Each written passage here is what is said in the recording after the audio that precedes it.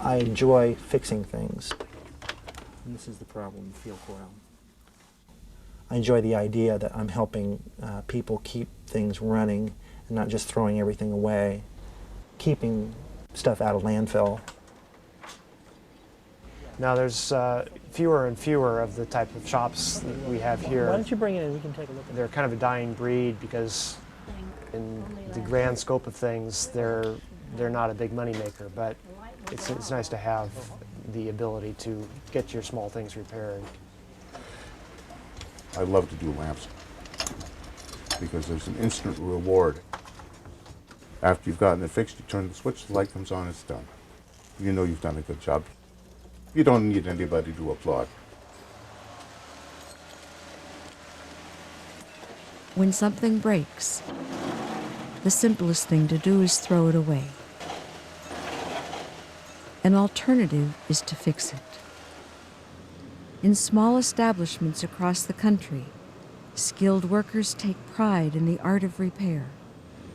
Customers who come to a shop like this are part of an exchange that contributes both to the environment and to the spirit of the local community. They don't make a smaller one than that for Okay, Eureka. this is what the problem is. Maybe I should just take this Well, one. maybe and we it's should not a see. Eureka. Yes, well then it's a style F. The only difference between style F and style J. Okay, we replace the bellows and put a new belt on it. I got a real good one for you. I have to throw this away, or I need a bolt here. Oh, this is kind of a focal point in the community for folks who really are not into a disposable society. I may be able to do something with it, but I don't have a lot. This is the first place that they go when they need to have something done. Right. And we've got the reputation, and I think it's justly earned to be able to fix just about everything but the break of day.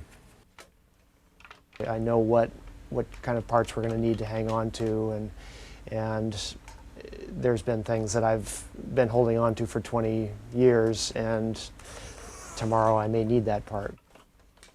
We'll do whatever we can to make it live again. And it's pretty typical thing on this particular vacuum cleaner that goes wrong.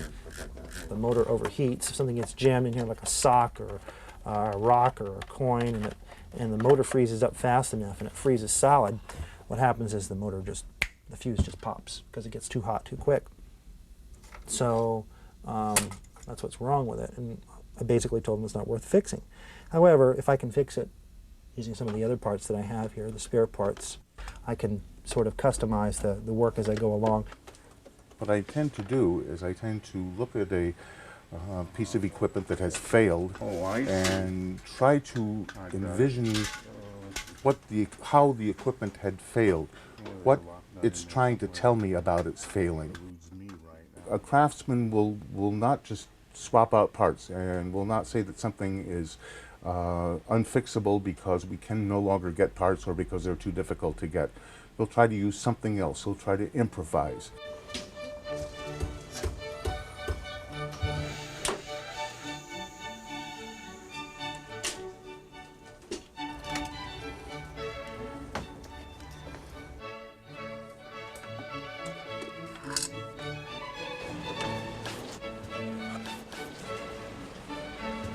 This place, this store, is part of this community. I like the personal one-on-one you get with a small business. You're dealing with somebody that you can build a relationship with. Oh, thank you. You get to know them, and they get to know you. George has been kind enough to drop things off at my house because he lives up my way, and we'll swing by, and he's helped neighbors out, and anybody that needs it, he's real good about even coming and making a house call. It feels like it's part of you. It's not just a job. You're making it part of you. So I appreciate that aspect of a small business as well. Hi. What can I do for you? I just need some type S bags. Okay, Eureka or Who? Yeah. Eureka? Okay. Yeah. Here you go. Right there. This represents to me something that may disappear from this town and from our little community here in general. It's a value and an ethic and ethos. And if we lose this, if we lose small shops, And if we lose the association of people one to another, we've lost something of great significance to ourselves and to our children.